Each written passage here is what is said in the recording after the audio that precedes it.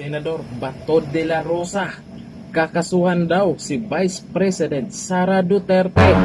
Ito po ang sabi po ni Bato de la Rosa sa interview po dyan sa DCBB sa Super Radio nung kahapon po. Okay, ang sabi po ni Bato, nako, kakasuhan daw.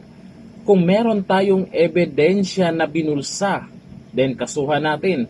Ako mismo, kahit close na close ko yang si Vice President Inday Sara, parang kapatid ko yan. Pero kung nakita nyo na may ebidensya kayo na binulsa niya, kasuhan natin. Kasuhan natin, ganun lang kasimple. Ganun naman talaga kasimple. Kaso nga lang maingay ngayon, alam po natin, maaga po silang bumabanat.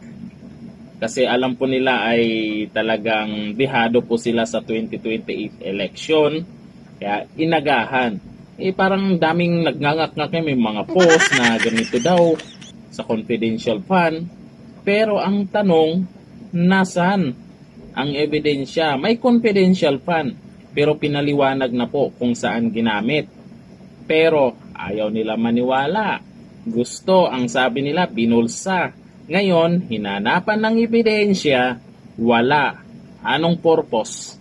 Yung lalo na po itong sa mga sa Makabayan or kung sino man, si Risa Hontiveros o Risa Hontiveros, anong dahilan? Ganun lang naman. Tama po naman yung sinabi ni Senador Bato.